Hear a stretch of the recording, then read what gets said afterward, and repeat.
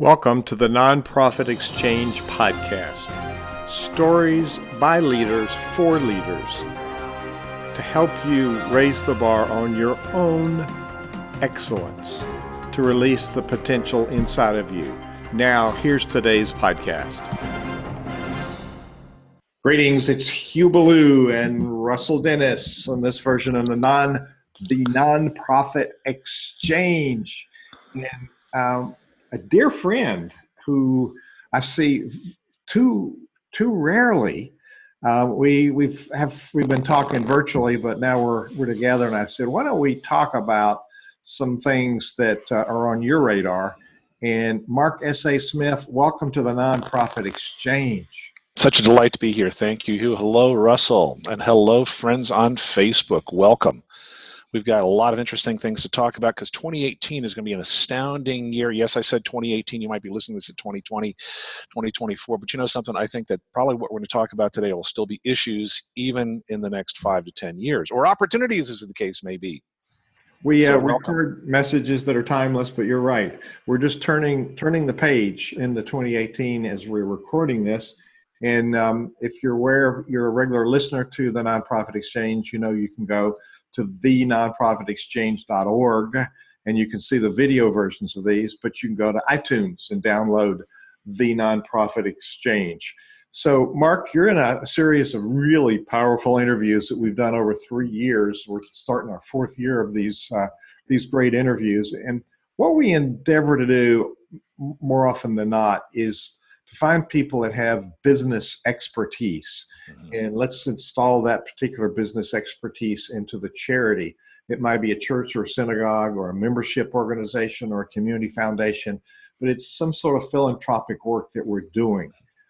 Let's before we get into the subject matter, which I'm going to hold off and giving people a title, tell people a little bit about Mark Smith and why are you able to talk about this topic today?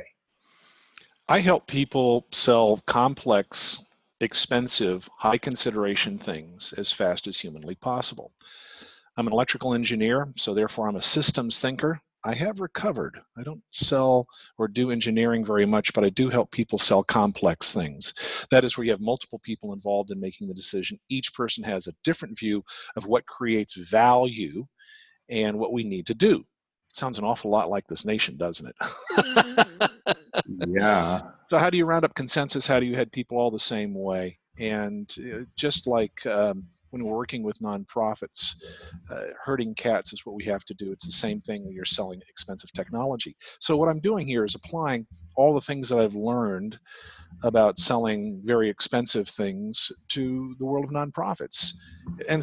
It's absolutely identical. And I do work with a nonprofit. I'm on a nonprofit board here in Las Vegas where I live. And I've been involved in nonprofits throughout my life. So I understand, and I'm delighted to share with you this business acumen. As I like to tell people, nonprofit is not a business plan, it's a tax status. It's not a philosophy, no. That's right. And you're very active on social media, especially Twitter. And you put out little short memes with a few words on it. But I got to tell you, they're very thought-provoking. They help me focus on what's important.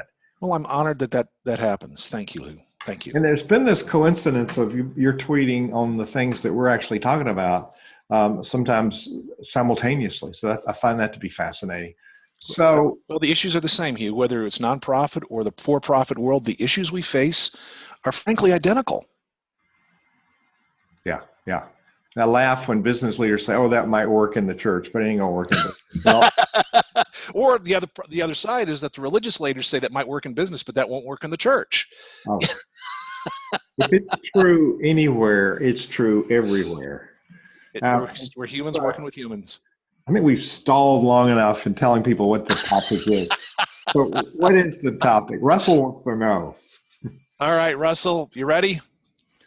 All right, today's topic is how to get the most out of this year, which happens to be 2018. We're going to talk about 5 trends that are going on that you need to know about as the leader of your nonprofit to stay ahead of the game, to grow and to prosper heading forward. And some of the things we're going to talk about are technology, and some things we're going to talk about are psychology. So Say that last sentence again. That caught me off some guard. of I want to hear the it again. things, dude, you know I do that to you, and you do the same for me when you're speaking. So this is the way this works out. Some of the things we're going to talk about are technology, understanding the technology that nonprofits have to be embracing and keeping track of and staying up with. And some of it happens to be psychology, what is happening in the general zeitgeist of the world and how they impact nonprofits, whether you think they do or not, they do.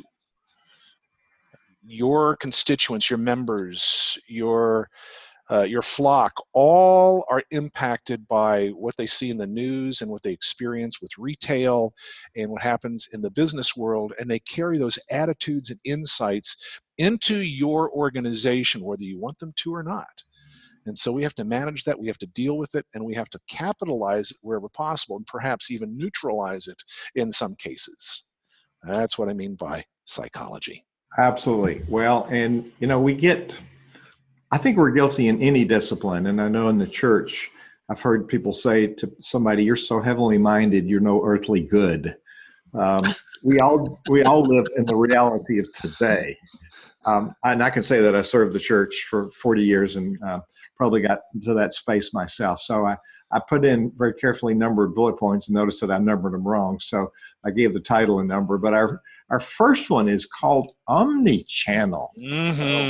So All wax right. eloquently about that. Tell us what All that right. means. So, listener, have you ever had the situation where you were multitasking, perhaps watching television and checking your telephone for messages or tweets, or maybe even reading the news story you were watching on TV simultaneously to see if what you were seeing on TV made sense to other news channels? That's omnichannels, my friend. The reality is that we are multi-screening. We are getting information from multiple locations at all times and all ways. And what this means to nonprofits is that you have to be able to bring your message, bring your service to your constituents in every way that they consume information. So just by a show of hands, who here has for your organization? Yeah, it's my hand. Here's my other hand. On the other hand, there you go, both hands. I like it. There you go, all 10 fingers right there, or 8 fingers and 2 thumbs. Sometimes I'm just all thumbs. Thank you, Russell. Do you have an app? Do you have the opportunity of having your constituents consume your services, your ideas, your podcasts, your sermons via a dedicated app that would alert them when something new becomes available? Are you using the technology to your benefit? Now, if you're doing that, fantastic. Just stay with it. You have to understand that we live in an omni-channel world. We're consuming on many different things, many different ways. So mobile apps, partner locations, maybe figuring out other locations for people to access your services. Where do your constituents go that you could have a kiosk or a corner or something like that where people can plug in, enjoy, take advantage of, be reminded of, contribute to, consume, whatever it is that you're bringing to the marketplace? Now, since I don't know what your nonprofit is, we're just sort of spraying and hoping that you're going to catch a couple of ideas here. But the concept here is you need to be everywhere that your people are, every time you possibly can be.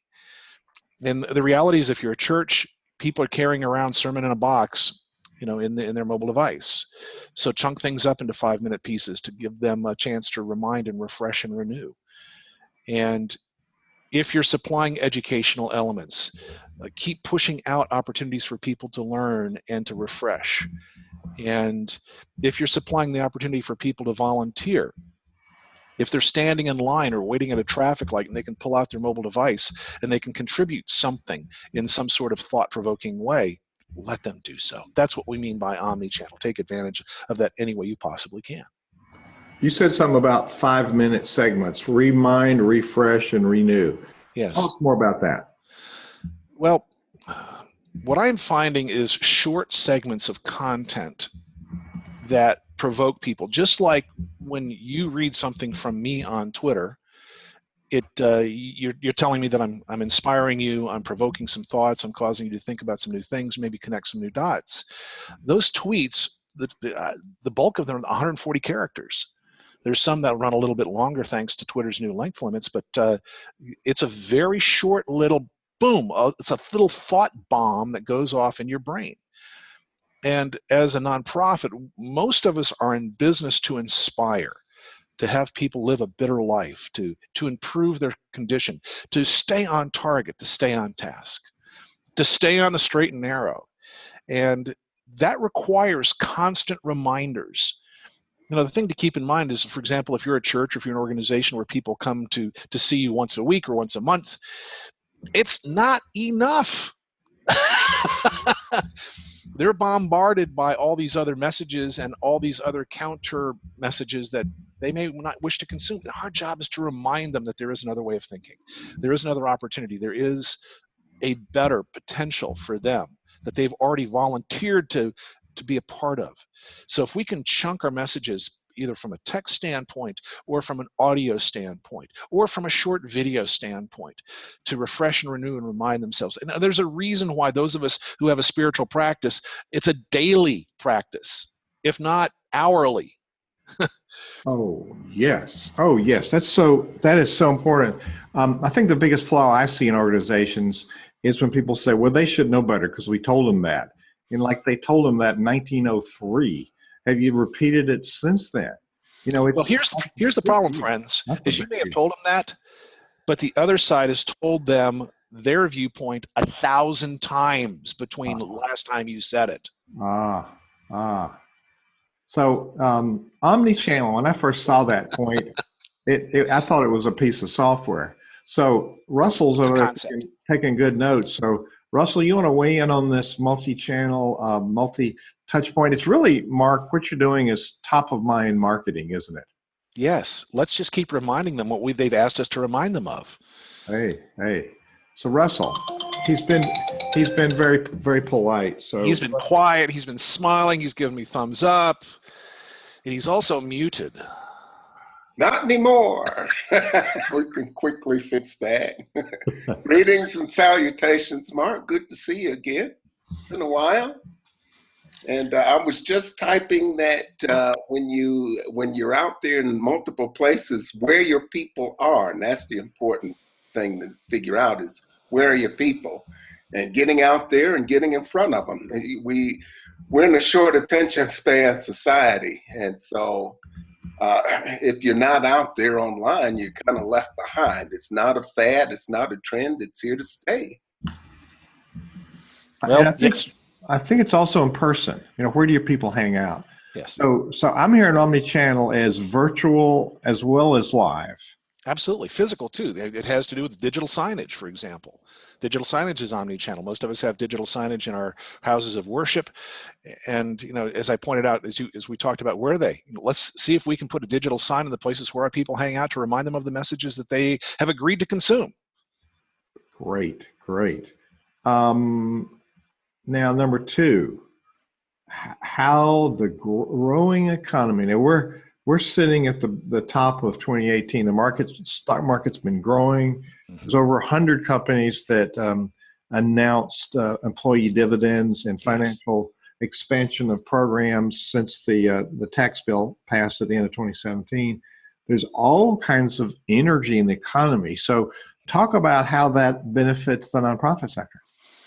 We are sitting at the highest consumer satisfaction index of all time. And I think it's for a number of reasons. One is that a lot of people are feeling good about themselves again. A lot of them have hope for the future. A lot of them feel that in spite of the noise that we hear on the mainstream news on a regular basis, that locally their communities are doing well. And more people have jobs and more people are feeling good about what's possible. And certainly my business has substantially increased, as you pointed out, yours has too. And a big part of it is that my customers are looking forward to growth and therefore investing in opportunities to grow. So as a nonprofit, you can plug into this feeling of goodness and growth, asking for more than you could ask for in the past, requesting more, asking people to donate more for perhaps more time, for perhaps a higher level of investment of themselves. into the organization. When people are feeling good, they say yes to opportunities because it doesn't feel like it's so heavy. It doesn't feel like it's such a burden when we have those, as when we're not feeling good about ourselves. When we feel depressed, it's very hard for people to feel good about themselves. So what makes people say yes to me? I still have lots of. What a great question. I'm so glad you asked it. What makes people say yes is because your request is in alignment with their personal identity. Whoa. Hey, Russ, what's that trigger with you? Well, alignment's everything. You know, everything revolves around relationships now. People are starting to figure that out. It doesn't matter what business you're in. Now you have to build relationships. You know, in the old days, you could just blurt out at people. There were very few places for them to get a message. So they were fed by three big networks, messages, and, you know, think about Henry Ford, you know, when he talked about the Model T, they can have any color they want as long as it's black. And now people have choices, and they have different avenues for expression, and they have short attention spans. So you've got to resonate with people because they will look for another cause if they feel like they're not being romance, so to say. You got to keep that connection some type of way, keeping them informed, keep thanking them, showing them the impact that they're making, and stay with it because people change. There are so many different causes that they can get involved with now. So it's like anything else, you know, to maintain that sort of brand loyalty, as it were, you've got to connect with your tribe. And people want a sense of connection and a sense of accomplishment. And younger people coming into the workforce want to do work that matters. Mark, I pinged Russell because many times in the interviews, he helps us remember that whether you're recruiting board members or you're talking to donors, we have to think about what it is they want. What are they interested in? What do they want to achieve? So there's a messaging piece that I was kind of homing in on here. How do we form our message so that we do connect with that like-minded person? Well, I think let's get back to the concept of identity, personal identity. People buy things to support their identity, or they buy things or engage in things to help them transform their identity into a new place that they desire to be.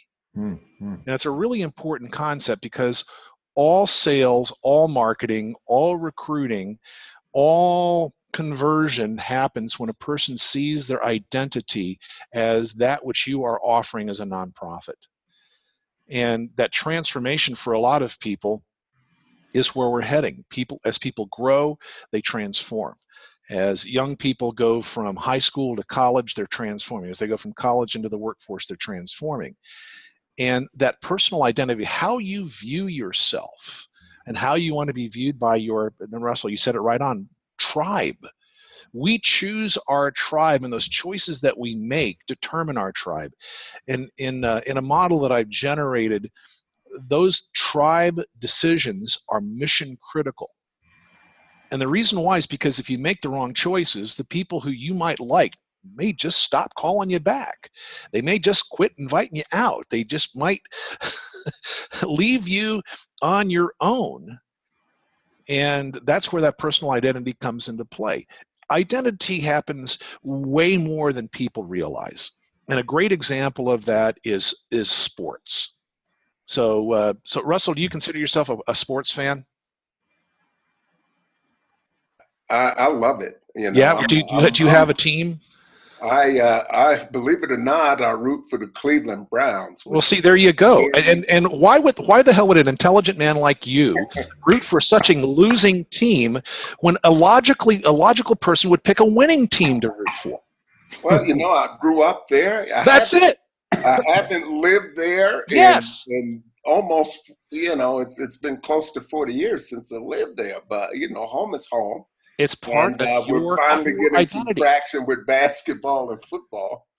It's part of your core identity. Yeah. Yeah. It is so deeply ingrained in your core identity that I couldn't get you to wear an opposing team's clothing even if I paid you. That's the power of identity.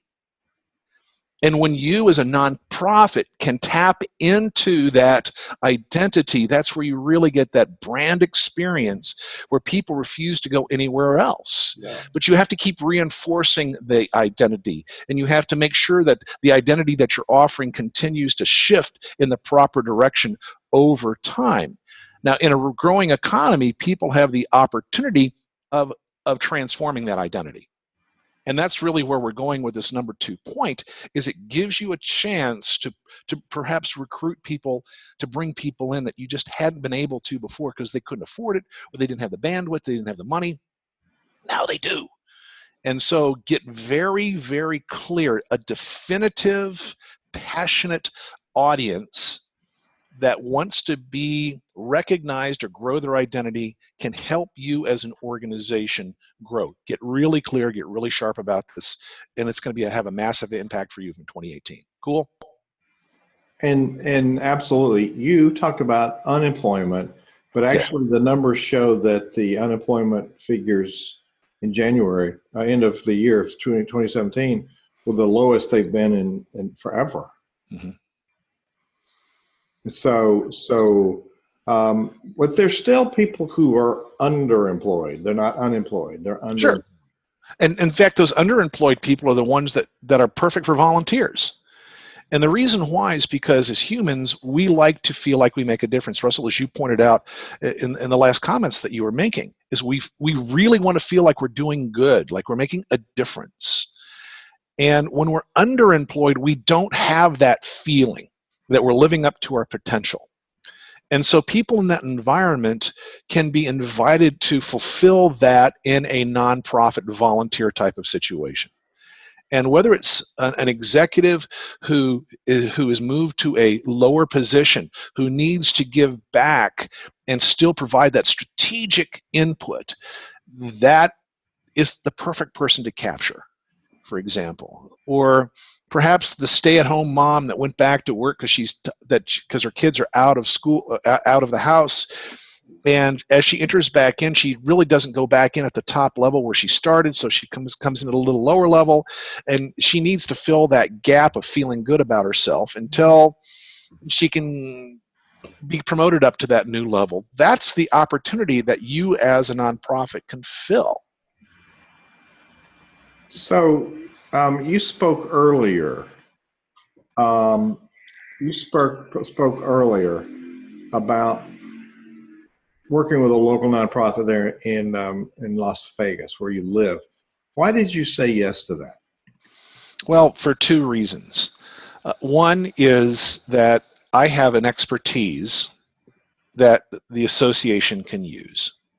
I can benefit the association in quite a few different ways because of my deep history in business and as a professional. And that association also allows me, it feeds me in that I get to be with other people whose future is my history. And so I get a chance to give back because if I rewind my life back 30 years, I was the person who was being served by the mentor who I get to be today. So your input is important to shaping the future of their work. And they have a desire to have a similar experience, life experience that I had. And I think that's, when we were looking for a mentor, this was probably one of the best pieces of advice that I've had in my life is when you're looking for a mentor, look for somebody whose history is your future, because they can help you plot the path. And while your path will be slightly different, the fundamentals won't be that far off. Russell, did you capture that last comment? He throws in these. I did not. I was in the process of typing that. I don't type very quickly, But this is interesting because what we're talking about, there are 3 things that nonprofits need: time, talent, and treasure. Right on. And we get obsessed with the money and forget about time and talent. And especially with people who are underemployed. People have different motivations for joining you.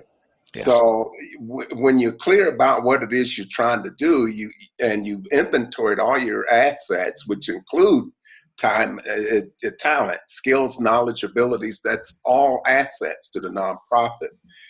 When you can leverage that and get other people, it's like money in the bank, because you go out, you build relationships, you get sponsors for media, cash sponsors. You go out and get people to contribute pro bono services.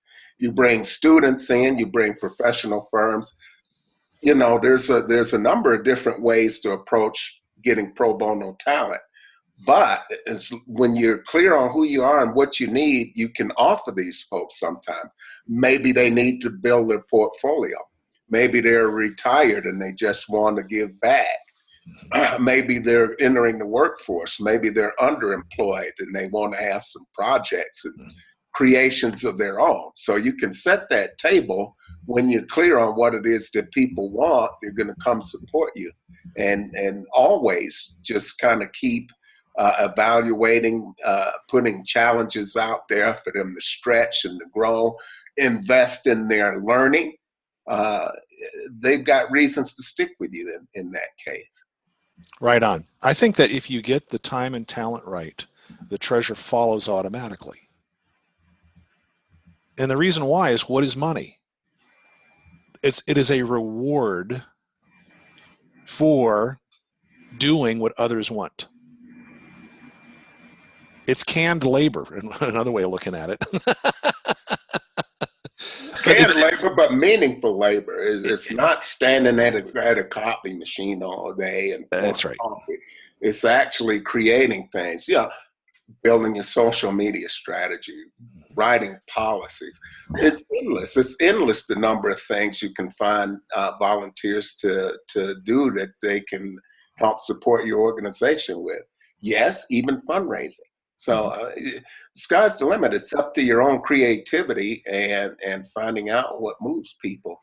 And right. If they don't have any money, they probably have time and talent. So, and they probably know people.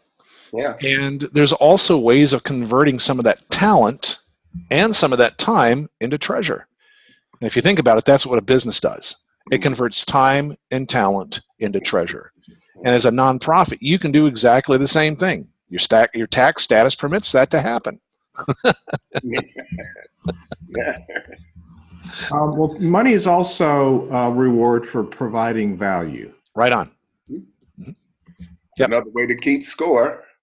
Yeah, it's one that we universally agree upon as a way of keeping score. Yes. Well, and back to where we were talking at the beginning of this interview about installing sound business principles into the charity, and I'm using charity purposefully here. Sometimes we use the word nonprofit, which spins us into this scarcity thinking that we can't generate a profit. But the profit's what pays for the work of the philanthropic work of the organization. Right. Yeah, like you said, it's not a business plan. It's not a philosophy. It's a tax classification nonprofit. It's really tax exempt. And tax exempt work. So we're getting a lot of useful content today about leveraging what's around us instead of getting stuck in our hole, our silo. So you ready to move to the next one? Let's do it. I think we've beaten that topic up a little bit. I like it. New leadership demands. What's changing and how do we stay out in front? I remember years ago, people were hiring the motivational speaker. Motivate, give me rah-rah. Then people left the room and it was over. People aren't hiring motivational speakers. They're hiring people with solid executable content. So what's changed in the leadership segment? What are you thinking about? So what I see is the more informational speaker and inspirational speaker versus motivational speaker. Let's talk about that. Then we'll go on to the topic of what's changing with leadership. So the difference between a motivational speaker and an inspirational speaker is actually fairly simple. If we go back to Maslow's hierarchy of needs, which I see as a fundamental to everything that we do, both within the charitable sector as well as the business sector. Those lower two levels of Maslow's hierarchy are is physical needs and then security. And within those two levels, you can motivate people. And it's basically a pain-based motivation, or perhaps even a carrot motivation. But once we get to that next level where we have love and self-esteem and we move up to self-actualization, that's where inspiration comes into play. And so if people are in pain, you got to motivate them. And if people are out of pain, then you can inspire them. Don't try to be inspirational when people are hungry and tired and scared. That doesn't work. And it's just frustrating, and they'll nod their head and do what they need to do to get the hell out of your view so they can go get some food or drink or get warm or whatever, okay? We have to help people out to the third, at least the third level of Maslow before we can start to inspire them. And so with that in mind, that's, from a leadership standpoint, understanding your leadership is 100% contextual on the state of the person and ultimately the team that you are working with. Now, that's not a blinding flash of the obvious to most of you, but we have to keep being reminded of that, because a lot of the traditional leadership mantras that we hear are being offered from the top of Maslow's hierarchy. But a lot of the people we are leading are way down the hierarchy, and we have to remember that sometimes it's just, giving them a shoulder to cry on and taking them out to lunch or buying them a cup of coffee. Sometimes that's all the leadership they need in that moment. Wow. That's a paradigm shift. So what are you thinking there, Russ? Are you smiling? Well, yeah, the thought came to mind that, great leaders are always have a pulse on where their people are, because no two people are in the same place, Cookie cutter leadership doesn't work. I mean, it may have worked back at the turn of the century, the 20th century. It didn't work then either, Russell. I hate to tell you, pal. It just was misreported. They were persistent and they pushed it. It's like get in line or go work somewhere else. But that doesn't work, and so good leaders build other leaders around them, because that's what makes a great leader look good. He's got people that can execute, where he can delegate or she can delegate, and she's doing high level functions. And, sometimes you got high performance individuals, and it's really hard when they've been driving the train for a long time. It's really difficult for them to take a step back, because they've got their vision and it's their baby, and they have a hard time taking a step back. And so this is a way that leaders have to grow in. And if people in the workforce today aren't getting work that means something, they move on. So do yourself a favor and let other people help you. Right on. Right on. I think some of the things that we have to take a look at from a change standpoint is that our millennial culture, I raised 5 millennial children. None of them live at home. I consider myself to be a success. They don't put up with ultimatums. They'll just raise their middle finger and wave you goodbye. And so the reality is that leadership is now voluntary. It always was voluntary, but now it's absolutely voluntary. Mm-hmm. People accept leadership voluntarily. In the charitable organizations, always been voluntary. So we have to become a whole lot more about what is it that you're looking for? How can I help you grow? Where do you want to go? What do you need to help get you there? Can we help you get there? And so it's a lot more of the let's figure out where our tribe needs to go and bring that to them. So I think that's a big component of that. We raised our children to question authority. The millennials that the boomer generation just shakes their head at. I'm a boomer. Friends, I raised that generation.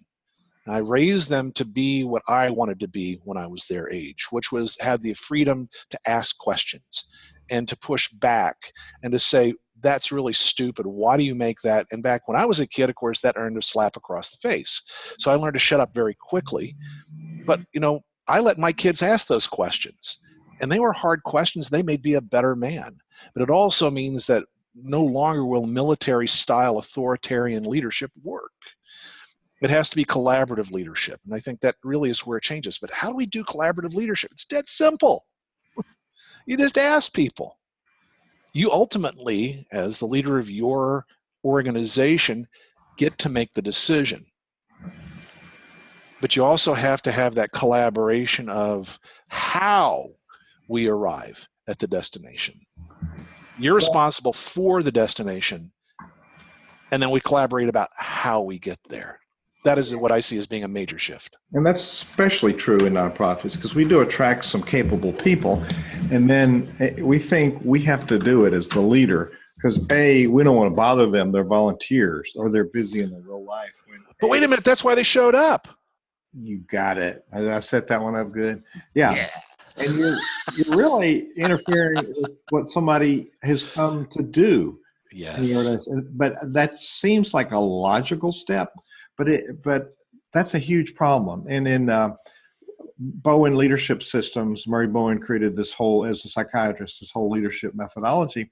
And he talks about that as being over-functioning. And the reciprocity to over-functioning is under-functioning.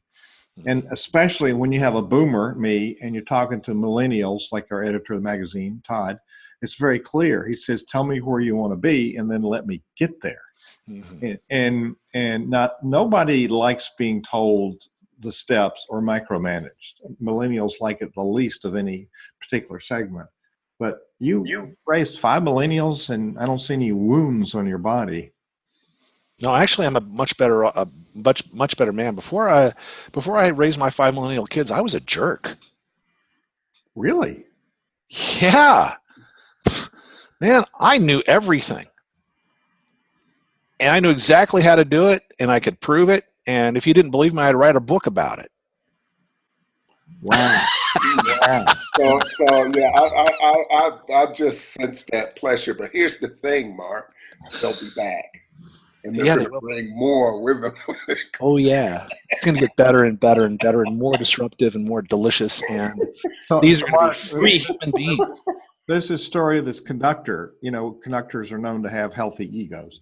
Yeah, there's this conductor that walks into this restaurant where there's a whole bunch of musicians.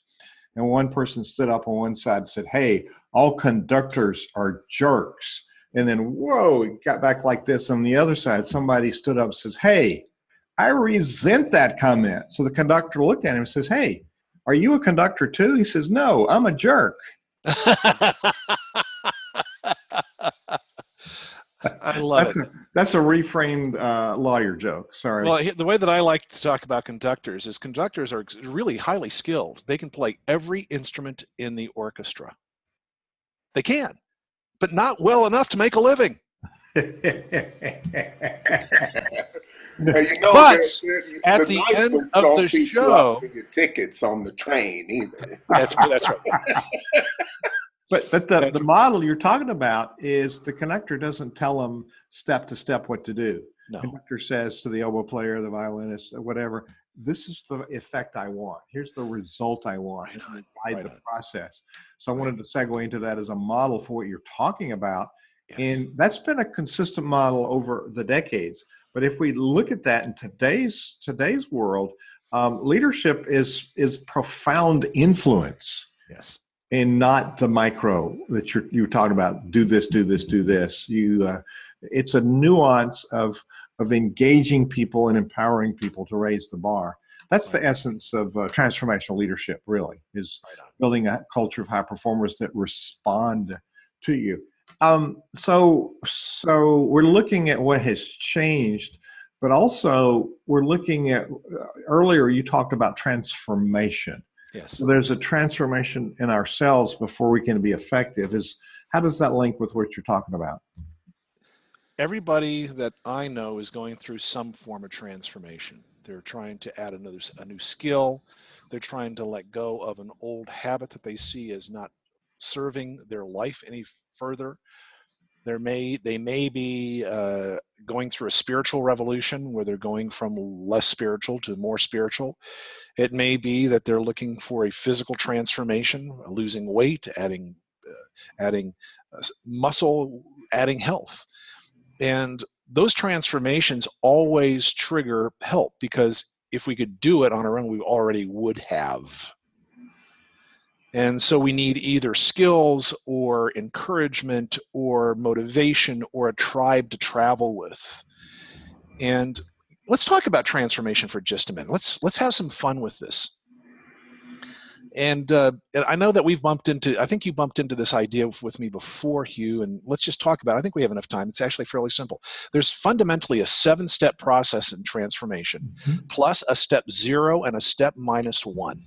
Oh, do tell. And the first half is about belief, and the second half is about knowledge. Because the difference between belief and knowledge is a manifestation into the physical world. So step -1 is where they want to go. The transformation they want to enjoy is invisible. They can't even see it. It's not even within their awareness, not even possible. I hadn't even thought of it.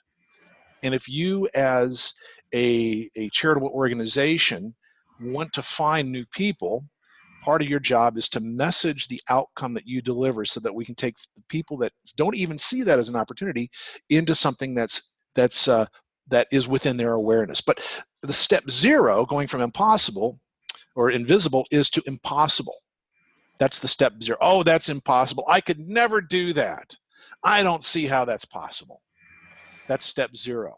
So the transformation starts when they go from that impossible to, that could be possible. You mean you've got 1,000 people in this community that has made this transformation? Wow, you've helped that many people, so it is possible. And then the next step is to probable. So I could probably do this. I may not have all the answers. I may not know my path yet, but this is probable. I could do this. Then the third step moves to inevitable. This is going to happen. Yeah. Oh yeah. Let's make this happen. Yeah.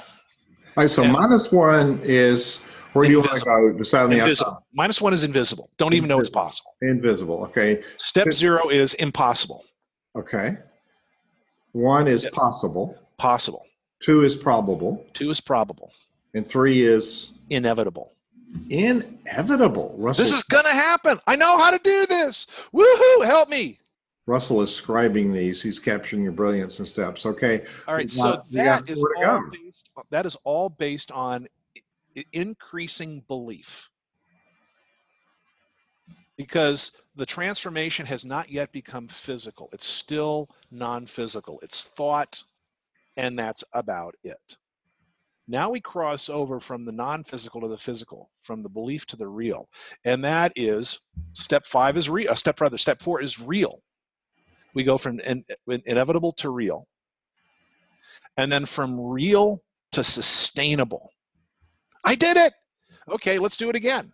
I can do this anytime I want. That's sustainable. Then we go from sustainable, step 5, to step 6, which is normal. I do this all the time. Yeah, sure, of course. I can, this is just part of my life. To step 7, which is historical. I've always done it this way. And so if we're working people through a transformational process, impossible, invisible, impossible, possible, probable, inevitable, real, sustainable, normal, historical. If we can run people through that process, then we can help them through their transformation. But here's the most important aspect. You can't take somebody from impossible to inevitable in one step. That's the psychology of leadership. We have to help them move from impossible to probable. And we have to help them move from probable to inevitable. We have to help them move from inevitable to real. And each one of those is a step as we're crossing this chasm, let's just call it a river from impossible to historical, going from one side to the other. And every step is a slippery rock that as they reach out with their foot, it may feel like, I don't know if I can do this. And our job as leaders is to hold their finger, hold their hand. When I was raising my kids, we would do kids were going across these rocks. I'd just give them a finger. All they had to do was hang on to my finger, and that was enough to give them the confidence to take the step. So my kids would grab that finger, and we could move our. You did this, right, Russell? You've done this with your kids. You just give them a little bit. They don't need a lot. We don't need to hold them. We don't have to hold them, in an airman's grip. We just have to give them a finger to hang on to. Well, you don't want to carry them. You give them that finger, and they it's just enough. Less is more. That's right. More, and they step into that power, and that's what it's about. And, that's right. Whatever the mind can conceive and make itself believe it can achieve, and that's a process. Right on. Yeah, that you just summarized the process. Those 7 + 2 steps in 3 words, right? Thank you, Mr. Hill. Yes, indeed. That's a profound statement. So I remember my dad, and I was really, really small, barely walking. I would hold a finger, and one day he just put a stick there, and then he let me hold the stick, and I kept going because I thought I had his hand. All I had was a stick. So when I grew up and had kids, I repeated that dirty trick. It's very interesting. That kind of brings a story to mind. I don't know how old I was. I may have been 2 or 3, but my mother used to carry me upstairs at night. And then one night, she and my sister, they brought me upstairs, and they stood me in front of the crib and said, "Okay, climb in." And I was baffled. I didn't do anything. So they said, "Okay, well, you'll climb in or you'll stand there all night." And I don't know how long I stood there. Turns out they were there watching, and it wasn't very long. I climbed up in that crib. So, okay, I've either got to do this or it's not going to happen. And, I never forgot that. I don't remember much that happened before 5. As 5 gets further away, it's harder to remember what the heck happened. But that was something I never forgot. And so a lot of life is like that. Indeed. Oh, yeah. That's a great story. So, and that's a big leadership example. Hey, there's Shannon Gronich. We got a couple of Shannons on the watching us as we're doing this live. So the last one of your 5 topics for the year, turning unrest into peace. How to divorce your organization from the media's promotion of outrage. Now, whatever are you talking about? I'll be delighted to share with you. With the broad spread availability of the internet and mobile devices, the media got out of the news business. And the reason why is the news was available anytime I chose to pick up my mobile device and read the news from dozens of news sources. And so the fundamental TV news made a wholesale pivot from news to opinion and entertainment. You watch any of the mainstream news, they are not delivering news, they're delivering opinion, not even fact. Opinion. And it's the most hilarious thing. I watch the news now and laugh. I just see it like reality TV. It's completely scripted. Whatever side they're trying to spin it up as, that's just what it is. What's truth? I have no idea anymore. But the challenge is to get people to watch opinion. You have to generate outrage. You have to make people, you have to go to them and say, isn't this awful? Isn't this unfair? This is just horrible. I can't see how we can even stand doing this anymore. And that outrage then allows you to sit through the commercials for pharmaceutical products that help you fix the outrage. You laugh because it's true. Okay. I'm going to give up on messy NBC and Fox noise because it is noise. I can watch Hannity once a week. It's the same story every night. It's just so here's the thing is that you have to first of all realize that the news business is really to do one thing. It's not to inform you. It's to sell advertising. Mm-hmm. Pure and simple. Their job is to create a community that wants to be outraged a specific way and to promote that outrage so people feel like something's going on, they feel like something's important. But the reality, my friends, in the world of charitable organizations, we are offering another way of thinking, another way of feeling. We're offering a perhaps a better feeling. I mean, I feel way better after going to church than I do after watching the evening news. And that circles back to our number one point today, which is omni-channel. We have to keep providing our message on a regular basis, daily, hourly, morning, evening, to counter all of the outrage that people are being fed from a commercial stream. Wow. And so, yes. Wow. Go ahead. Carry on with that. Wow. What do you have in mind there, Hugh? Wow. So where people are getting into an emotional state, not a factual thinking, leadership functioning state. We're going into this. Facts don't matter anymore when it comes to mainstream news. We're in a post-truth culture. We are. It's really interesting when we hear comments like the media lies. Well, I watched purposely for several weeks reports on CNN, CBN, PBS, and Fox. They were all different. Yes. So yes. Which one's lying? Are they all lying? No, they're not. In fact, none of them are lying. They're presenting their vision of what they want you to believe. Mm-hmm. Facts have nothing to do with anything, and they believe it's true. They look you square in the eye through the camera and make you believe that they believe it, and they do. Otherwise, they couldn't deliver that. But let's circle back to the facts that matter to us and to constituents of our organization. Okay. That's what we need to focus on. We got 8 minutes, so we're wrapping up here. So go. That's a perfect segue. Thank you. Go ahead. Well, I think that the whole point is we need to make sure that our message and our leadership and our direction and our transformation is absolutely clear. And we have to supply at least some rational thinking. You know, when people say, did you hear what the news was? And the answer to that is, do you believe it? Well, let's focus on something you can believe. So help pivot people away from buying into something that we keep illustrating over and over again is patently not in alignment with the belief and the worldview that we wish. And we have to substitute the worldview that our tribe wishes to see. Personally, I see humanity as growing, as expanding, as being bigger-hearted than ever before. The people in my environment, the people that I bump into, including the folks on the street that ask me for help, are doing better than ever before. My job is to elevate, not to outrage.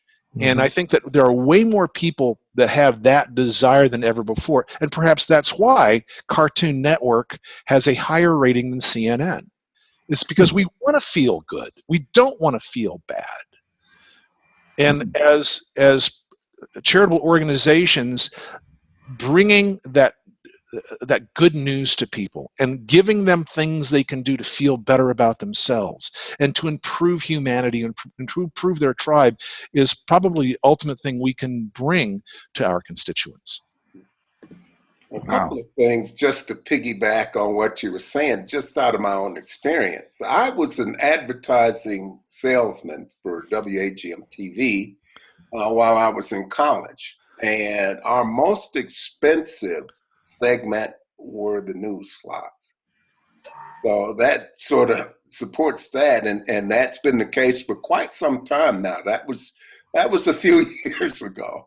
And the other thing, people are looking to raise their level of consciousness, and you know, a lot of people are, you know, the media likes to exacerbate this idea of taking sides. And one thing that happened to me as a result of my experience working with the Native American tribe is that I became nonpartisan there, because the people who were going to help you may be on other sides of the aisle.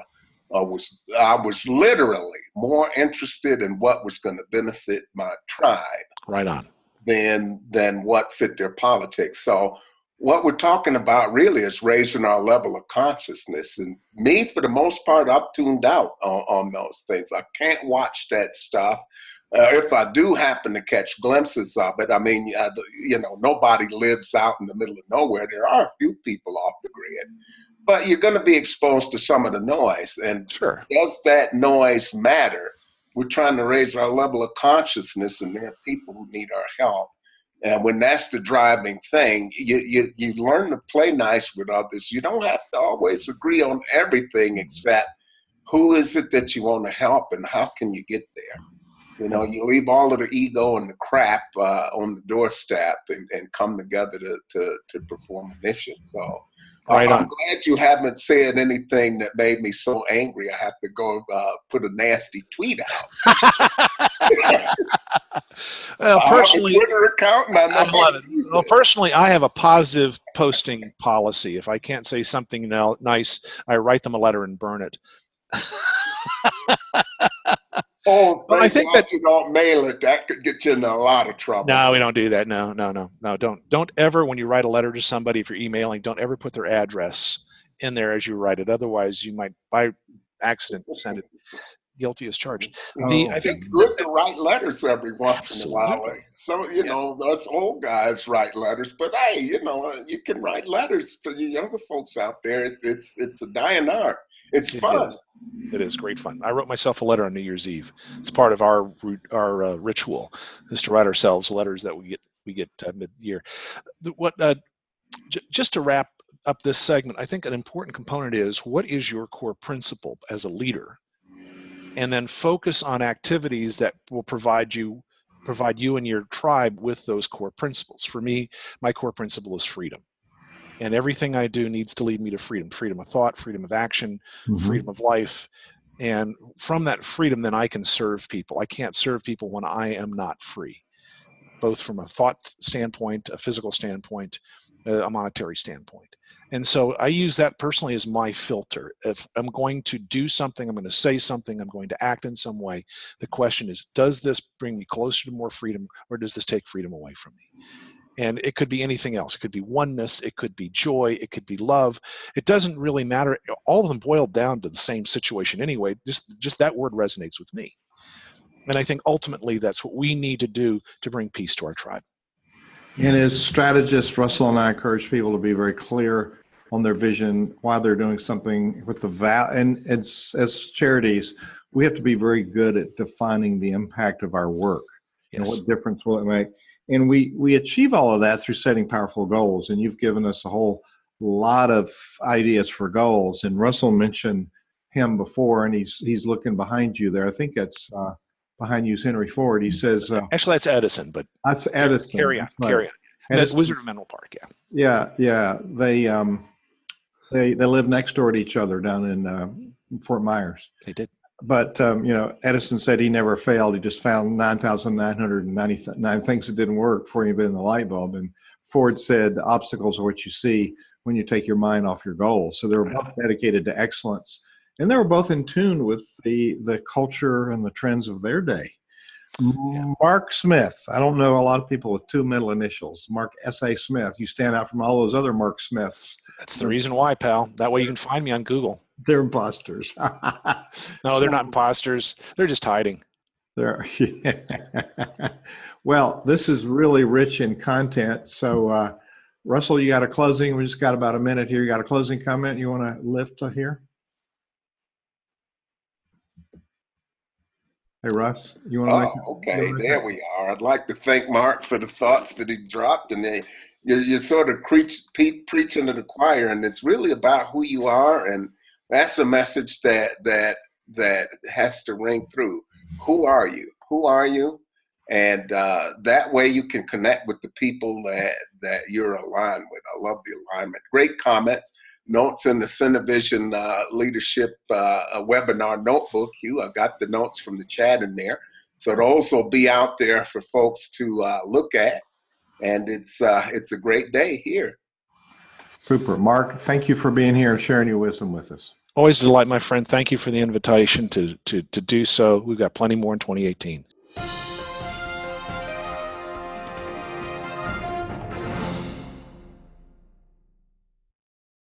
This podcast is a part of the C-Suite Radio Network. For more top business podcasts, visit c-suiteradio.com.